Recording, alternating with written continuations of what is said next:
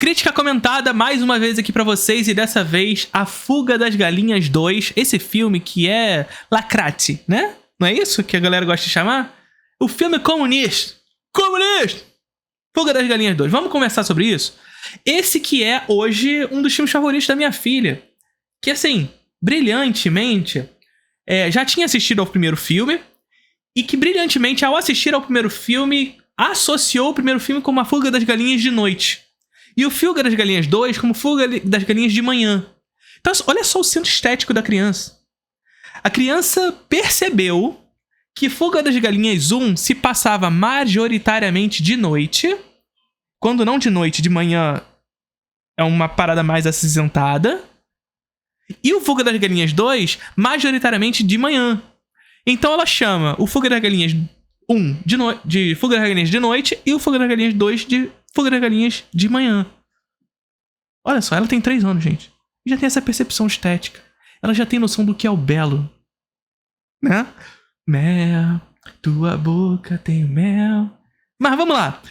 Vamos ver aqui a crítica de Fuga das Galinhas 2 que eu escrevi. Vou ler com vocês e fazer uma crítica comentada. Ir comentando com vocês o que eu escrevi. Mas antes, você já faz parte da Introdução ao Cinema, o curso de cinema mais charmoso do Brasil. Ao assinar o curso, você tem 1 ano de acesso à plataforma, com todas as aulas lá já disponíveis. O que tem lá? Cinema como espelho, voyeurismo, a obra de arte na era da sua reprodutibilidade técnica, contra-interpretação, cinema noir, neorrealismo italiano, aí tem tudo lá. Tem tudo lá. Ah, tem isso aqui na introdução? Tem. Tá tudo lá. Você tem acesso a todas as aulas que já estão disponíveis, mais 2 aulas novas todos os meses. Então, se o curso já é muito completinho, vai ser mais ainda, conforme você vai entrando durante o curso. 1 ano de acesso, mais 2 aulas novas todos os meses no Introdução ao Cinema. Link na descrição do vídeo, faça parte, não perca.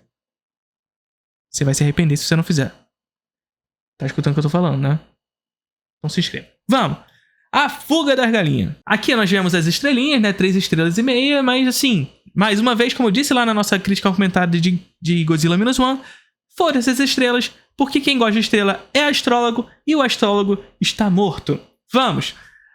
Há uma correlação ao avesso entre os 2 filmes de Fuga das Galinhas, que se conectam na maneira pela qual suas personagens centrais são postas em movimento. Então, o que eu quero dizer aqui? Eu quero dizer que tanto a Ginger, que é a personagem principal no primeiro filme, quanto a Molly, que é a filha da Ginger no segundo filme, que vai ser a personagem central do filme, tem motivações semelhantes, mas contextos diferentes para essas motivações, tá? Então, a personagem Ginger, a mãe, no primeiro filme, ela é motivada pelo sistema de exploração pelo qual ela vive. Ela vive num sistema de exploração na granja esqueci o nome da moça, Babs. Na granja da Babs. E ela deseja fugir dali junto com as galinhas. Se organizar junto às galinhas para fugir da granja, pelo qual ela é explorada em direção à morte, inclusive. Ao abate das galinhas que ali são exploradas naquele contexto. Então veja, a motivação da Ginger para se movimentar, para ser posta em movimento, é um sistema de exploração. Já a sua filha, a motivação pelo qual ela se põe em movimento é distinta, o contexto é distinto, mas a motivação é igual. Ambas desejam liberdade, mas o contexto pelo qual lhes faz pôr em movimento é diferente. E a gente vai entender o porquê. No primeiro filme, de Nick Park e Peter Lord, de 2000, Ginger vive sob um contexto de opressão profunda junto aos seus pares, né, as outras galinhas. Cercadas em uma granja em condições insalubres e tendo seus trabalhos explorados e surrupiados pela proprietária, a Babs. As galinhas, lideradas por Ginger, buscam, através da organização, uma revolução que as levaria à liberdade. Ou seja, a liberdade é aquilo que faz a Ginger se pôr em movimento junto às outras galinhas. O ambiente é soturno. Aqui eu tô falando do primeiro filme ainda. O ambiente é soturno, majoritariamente noturno e, quando não, acinzentado. É a percepção da minha filha aqui que eu não podia deixar de fora da crítica. Minha filha já é uma crítica de cinema, gente. Já é uma crítica, né? E eu tive que deixar a percepção dela aqui na crítica também. Por outro lado, na sequência dirigida por Sam Fell, né? A personagem central vivida por Molly, a personagem central vivida pela filha, Molly, da galinha revolucionária, parte de um lugar que lhe dá tranquilidade, que ao despeito do ambiente soturno do filme anterior oferece uma fotografia solar e alegre. Então, a despeito da fotografia que se apresenta no filme da Fuga das Galinhas 1, aquele ambiente soturno, noturno, aqui em Fuga das Galinhas 1 nós temos um ambiente diurno, solar e contente, alegre. Ou seja, o lugar de onde parte Molly oferece a ela condições de ter uma vida digna. Mas ela ainda assim deseja algo para fora daquela vida que ela vive, né? Uma sociedade criada a partir da organização e trabalho das galinhas que oferecia a essas uma vida digna, o que faz Molly ser posta, porém, em movimento. Obviamente, a vitória das galinhas na granja de Babs não significava a emancipação de todas as galinhas. As revolucionárias, portanto, demandavam de um espaço cercado do mundo externo, o qual as permitia manter sua organização e protegê-la dos interesses escusos que vinham de fora. Então veja só o que a gente está falando aqui. Nós temos uma classe vivida por essas galinhas que se emancipam, de certa forma, dos sistemas de exploração que elas eram expostas anteriormente, mas isso não pressupõe a ideia de que todas as galinhas do mundo se emanciparam. E, portanto, elas que se emanciparam precisavam se cercar em um mundo pelo qual elas pudessem se manter seguras dos interesses escusos que vêm de fora, dos interesses da exploração às galinhas que vêm de fora. Portanto, elas se organizam em uma pequena ilha, onde elas organizam seu trabalho e vivem numa sociedade onde elas podem viver dignamente. O que faz Molly ser posta em movimento? Obviamente, a vitória das galinhas na granja não significava a emancipação de todas as galinhas. As revolucionárias, portanto, demandavam de um espaço cercado do mundo, o qual permitia manter a organização e protegê-la dos interesses escusos que vinham da ilha fora. Ilhada, portanto, Molly se põe em movimento pelo mesmo interesse da mãe, a liberdade. Só que, aqui que é a grande questão, os contextos, porém, são distintos. E isso aqui é sempre importante, gente. Isso aqui é importante. Porque o meu texto ele vai tentar buscar justamente esse interesse com relação à discussão sobre liberdade. O filme, para mim, discute muito o que significa liberdade, né? Se no primeiro filme, a Ginger, que é a galinha revolucionária lá, ela deseja a liberdade a partir da emancipação das galinhas, daquele sistema de exploração, e ela encontra nessa organização das galinhas numa ilha essa liberdade a partir dessa vida digna construída ali, a filha dela, que nasce já nesse contexto, numa vida digna e tudo mais, olha para o lado de fora, para além da ilha, e encontra no progresso que ela vê do lado de fora a possibilidade de ser livre. Então percebe que existe um contexto diferente entre a Ginger e a Molly. Discutir liberdade aqui é discutir de maneira de posições distintas.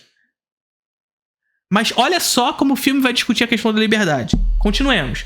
Os contextos, porém, são distintos, o que nos oferece diferentes concepções sobre o conceito. O que é liberdade? A jornada que Molly enfrenta vai em direção a essa descoberta, a descoberta do que é a liberdade. Atraída pelo suposto progresso que vem de fora da ilha, porque ela olha para fora e ela vê esse progresso, né? Enfim, o progresso aos olhos de quem está do lado de fora, né? Enfim, as árvores sendo destruídas, o asfalto passando, os caminhões passando em direção a um lugar que supostamente traz felicidade para as galinhas, né? Que é um caminhão justamente que leva a esse lugar onde vai ao abate das galinhas. Só que a propaganda com relação a isso é um lugar feliz para as galinhas, sabe? É mostrando mais ou menos como o capitalismo constrói essa ideia de felicidade a partir do consumo, sabe? A jornada de Molly enfrenta vai em direção a essa descoberta, o que é a liberdade. Atraída pelo suposto progresso que vem de fora da ilha, a jovem é exposta a um mundo guiado pela barbárie. exploração e, sobretudo, a alienação das galinhas capturadas pela antiga arqui-inimiga de sua mãe, Bebes. Então, em determinado momento, Molly, assim como a mãe, entram em contato de novo com aquela galinha que as explorou, que deseja vingança. Só que antes, Bebes tinha consigo meios de exploração mais precários, mas tinha esses meios de exploração, mantendo essas galinhas enclausuradas em um determinado espaço, onde elas deveriam trabalhar incessantemente a serviço dos seus interesses escusos. A serviço dos seus interesses e não das trabalhadoras, daquelas que estavam ali trabalhando, as galinhas, né? Em determinado momento, no primeiro filme, a Bebes compra uma máquina essa que faria tortas de frango. Mas ainda assim, um trabalho agregado de pouco valor ao produto inicial, as galinhas, né? No segundo filme, a Bebes se casa com um cientista e, portanto, adquire novos meios de exploração. Adquire, através do meio técnico-científico, meios de exploração mais eficazes, fazendo, inclusive, um processo de alienação do trabalho das galinhas que se veem contentes, felizes com o trabalho de exploração que as leva ao abate. Olha só que lindo. Jovem é exposta ao mundo guiado pela barbárie, exploração e, sobretudo, a alienação das galinhas capturadas pela antiga arqui-inimiga de sua mãe, Bebes.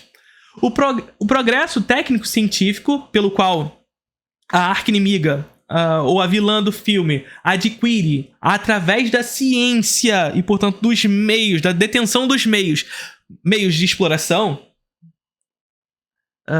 o progresso técnico-científico é controlado por aqueles que oprimem. Mais uma vez, a Bebes passa a controlar, através da ciência, meios de exploração mais eficazes. Através desses meios, concentram as galinhas num ambiente artificialmente produzido, assim como a granja, só que a granja era soturna, noturna, acinzentada, o que fazia com que as galinhas se sentissem a opressão na pele de maneira mais explícita, fazendo com que elas, inclusive, desejassem revolucionar, né? Aqui, por outro lado, nós temos um ambiente que é construído sob uma perspectiva artificial, técnico-científica, mas que levam as galinhas a crer serem felizes ali, inclusive pondo nelas uma coleira que as leva a essa alienação, que é uma representação dessa alienação, né? Através desses meios, concentram a galinha num ambiente artificialmente produzido que ofereceria uma suposta felicidade instantânea. Inclusive, uma relação aqui com o consumo, né? A felicidade instantânea do consumo. As galinhas que vivem do lado de fora desse lugar controlado pela Bebes agora, não as galinhas que estavam na ilha, mas as galinhas que estão no mundo, mas fora da granja, desejam ir para ela. Desejam ir para a granja. Porque lá as galinhas são felizes, todo mundo quer ir pra lá. É assim, inclusive, que Molly encontra com a sua amiga no meio do caminho. Essa amiga leva ela a essa granja, porque lá é onde as pessoas são felizes de verdade. As galinhas são felizes de verdade, né? Só que elas são felizes de verdade porque são controladas através dos meios técnicos científicos a se alienar. Através dos meios pelos quais quem detém são aqueles que oprimem. Através desses meios, concentram as galinhas num ambiente artificialmente produzido, que ofereceria uma suposta felicidade instantânea. Todas as galinhas do mundo externo queriam estar nesse lugar, alienadas, porém não sabiam estarem sendo guiadas ao abate. Então veja, diferente do primeiro filme, onde as galinhas tinham a consciência de que estavam trabalhando para o abate, no segundo filme elas são alienadas desse trabalho. Elas trabalham e morrem, felizes. Supostamente felizes. Formalmente, o filme parece ter inspirações claras em O Show de Truman, para criar esse ambiente de felicidade instantânea condicionada por uma artificialidade técnica guiada aos interesses de quem detém. Então veja, assim como O Show de Truman, nós temos um personagem vivido pelo... Nossa, fugiu o nome dele agora. Qual é o nome do personagem do ator do Show de Truman? Que é isso, gente? Me ajuda, pelo amor de Deus. Jim Carrey. Perfeito. O personagem de Jim Carrey, ele vive num mundo vigiado constantemente por câmeras, um mundo panóptico, pelo qual ele vive numa espécie de Big Brother, né? Só que é um mundo artificial. Ele, inclusive, ele rema e ele chega no final do mundo, né? E esse mundo é vigiado, é um mundo falso. Essas galinhas, elas vivem nesse mundo falso, constantemente vigiado por aqueles que oprimem. Assim como Jim Carrey é oprimido por quem está do lado de fora, que deseja constantemente oprimi-lo e explorar a sua imagem à mercê do interesse desse grande reality show, as galinhas são oprimidas nesse sistema artificialmente construídos que as guiam para o abate, para a sua própria morte. Então, há uma clara inspiração no show de Truman para criar esse ambiente de felicidade instantânea condicionado por uma artificialidade técnica guiada aos interesses de quem as detém. As galinhas, nesse contexto, ao serem escolhidas ao abate, inclusive é interessante porque as galinhas elas ficam felizes por serem as escolhidas para subir as escadas em direção ao paraíso, mas esse paraíso, na verdade, é a máquina de trituração.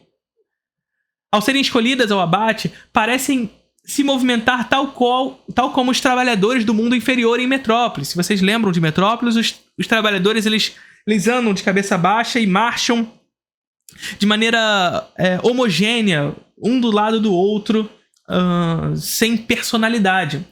Aqui, ao contrário, porém, as galinhas vão em direção ao abate, em direção ao paraíso que as matará, felizes, mas sem qualquer personalidade. Sempre alienadas daquilo pelo qual esse trabalho explorador lhes impõe. Mas a despeito da referência, vão felizes em direção à morte. A jornada de Molly ganha sentido. Sai de sua casa... Então, assim, isso aqui é interessante. Jornada de Molly ganha sentido, porque o filme ele é bastante tradicional nesse sentido. É um filme sobre jornada. É um filme sobre a pessoa, um personagem que está num lugar de segurança, e afinal ela estava num lugar digno de existência, um lugar que não lhe oferecia nenhum tipo de desconforto, mas ela sente a necessidade de se pôr em movimento, justamente para saber o que é essa liberdade. O que é estar do lado de fora. Faz ela se pôr em movimento, portanto... E a partir dessa condição que faz ela se pôr em movimento, faz com que ela vá para o lado de fora, descubra o mundo e retorne. Então é uma história de retorno. É uma história em que ela sai, mas retorna transformada. É a história tradicional de Rei Leão, de vários dos filmes heróicos, das narrativas heróicas gregas, inclusive. O herói vai ao mundo... é transformado por esse mundo e retorna para mudar esse mundo pelo qual ela vivia anteriormente. Então, Molly, a jornada de Molly ganha sentido nesse lugar, porque ela vai, se transforma e volta para mudar o mundo que ela vivia anteriormente. Mas um mundo que supostamente lhe oferecia vida digna. Então, o que ela iria transformar? Vamos lá. Sai de sua casa em busca de liberdade no mundo do progresso e encontra barbárie para com as suas. O sentido da liberdade passa a ser questionado de maneira efusiva. Assim, de maneira bastante clássica, A Fuga das Galinhas 2 faz o convencional caminho do retorno da personagem central. Nossa heroína é posta em conflitos que a põem em questionamento e a transforma. Ela, porém, não volta sozinha, mas junto àquelas que, em razão de sua ação, puderam se desvencilhar da alienação. Então, aquelas galinhas que eram controladas, alienadas, exploradas na granja da Bebes, também retornam junto às nossas personagens centrais. Então, veja que o caminho de jornada da Molly não foi em vão. Ela vai, descobre o que é liberdade, na verdade... e que a liberdade, na verdade, não está naquele mundo que vende a suposta sensação de liberdade, e retorna ao seu lugar que, de fato, é livre, junto àquelas que antes eram oprimidas. Nossa heroína é posta em conflitos e que a põe em questionamento e a transforma. Ela, porém, não volta sozinha, mas junto àquelas que, em razão da sua ação, puderam se desvencilhar da alienação. O retorno heróico... da narrativa heróica, né? A transforma, mas também sua mãe. E todas as galinhas que, juntas, buscarão a liberdade de todas as galinhas do mundo. Isso aqui é muito legal no filme. Porque o filme ele faz... E esse é o grande mote do filme. Essa discussão sobre o que é liberdade... Vou até sair daqui. Esse é o grande mote do filme. Essa discussão sobre o que é liberdade, pela qual Molly sente a necessidade de sair do seu lugar de segurança e ir descobrir no mundo de fora. Descobrir no mundo de fora o que não é liberdade para salvar os seus pares da alienação do trabalho, voltar ao seu lugar junto às galinhas e, organizadas, transformadas por aquele mundo de exploração pelo qual elas foram expostas, juntas, buscarem a liberdade, não só delas, mas de todas as galinhas do mundo. O retorno heróico de Molly a condiciona a essa transformação pelo qual o seu movimento lhe impôs, para que no retorno todas as galinhas do mundo pudessem ter a possibilidade de serem libertadas. Galinhas do mundo, univos.